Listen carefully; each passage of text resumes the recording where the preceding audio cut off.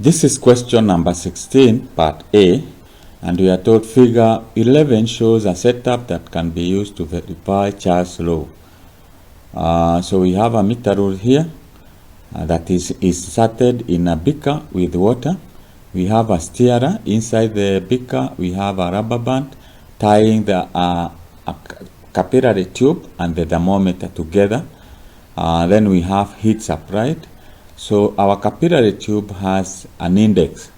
So it means that the volume, the air inside the capillary tube is trapped by the index.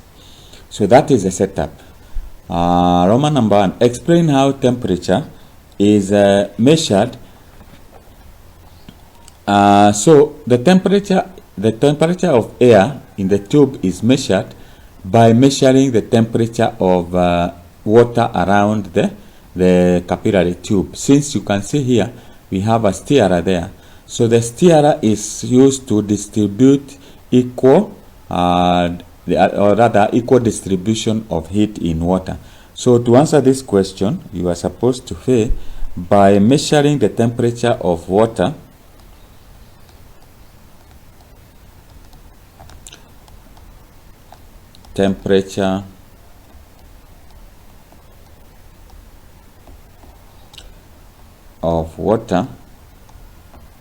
by measuring temperature of water, since temperature of air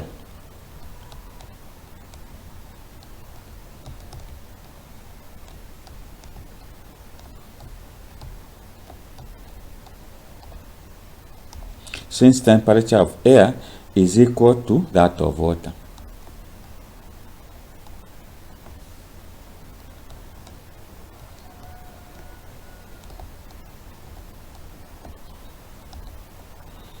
So that's how you answer that, and you'll be able to get 2 marks. So let's get to the next part of question number 16. Part 2 of question number 16, we say volume of air in the tube is measured. You are supposed to explain. If you go to back to the diagram, you can see that the cross-section area of the tube is uniform.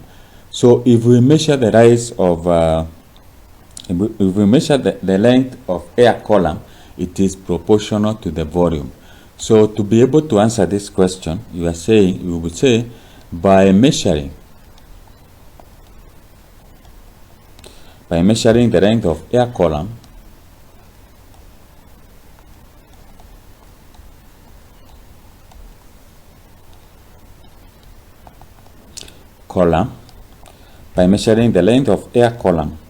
volume of air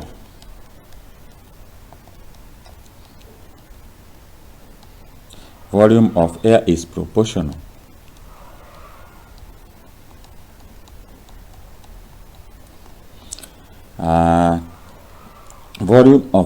proportional to the length since cross-section area is uniform.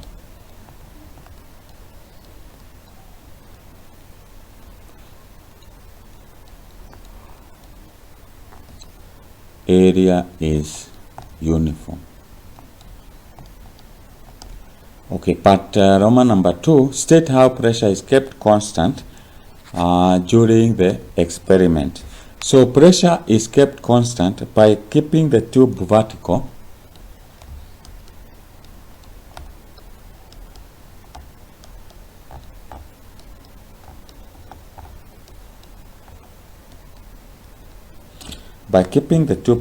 and open throughout the experiment.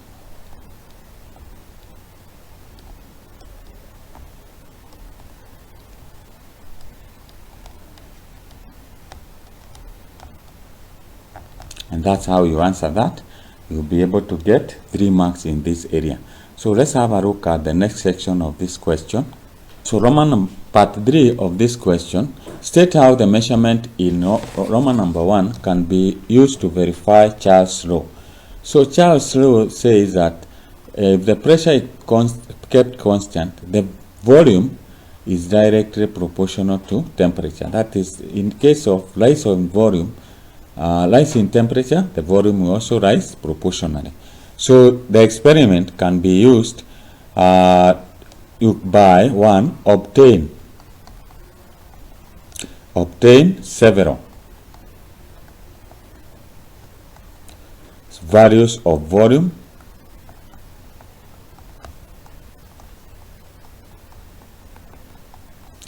that is V and temperature.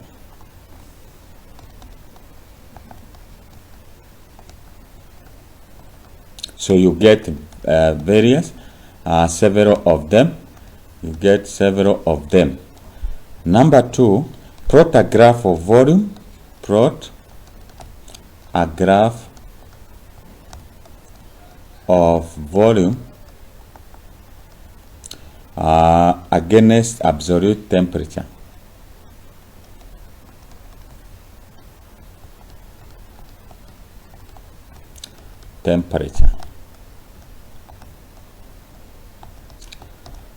The graph, if you draw the graph of volume against temperature, so it means that the volume, that's the temperature.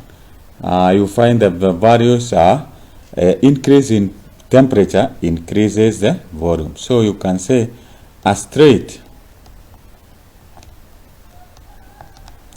line through the origin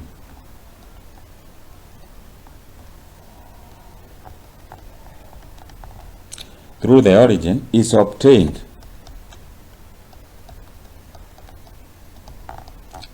showing that Charles' law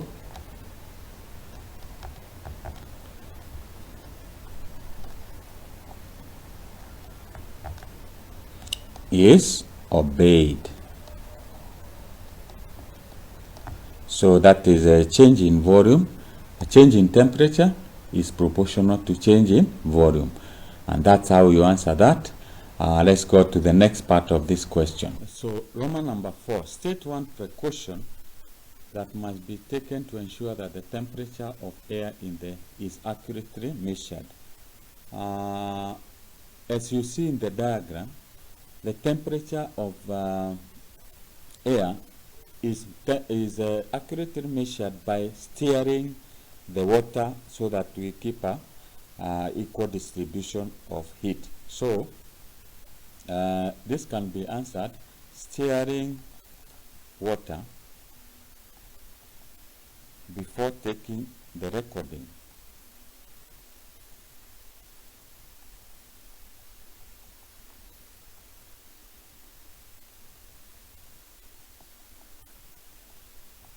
Stirring of water before recording, taking the recording of temperature and volume.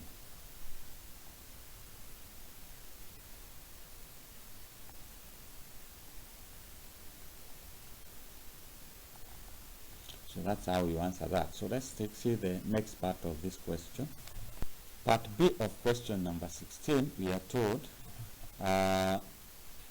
a fixed mass of gas initially at 20 degrees centigrade is heated at a constant pressure until its volume doubles.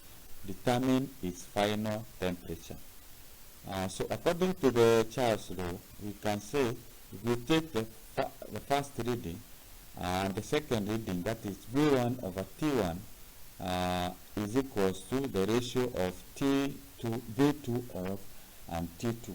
And in this case, we are told that the volume is double. So meaning volume 2 is equals twice V1, because we are told the volume is doubled. And therefore we can say that is, we can say V1 over T1 is equals to, now V2 is the same as 2V1, 2V1 over T2. We can make T2 the subject, so we cross multiply. So we say T2 is equals to, T2 will come here, so we multiply, that is 2V1 T1 divided by V1 comes here, V1. So this V1 can cancel like that, and we will be left with T2 is equals to 2 T1, which is equals to 2, the T1 is 20, so we say it is 20 plus 273, that is 273, which you get, this is 3, which you get, it is equals to 586. So 586, you subtract the absolute temperature 273, and that will give you 313 degrees centigrade. So that will be the new temperature when the volume doubles from 20 degrees. It doubles. So that is how we work out that question.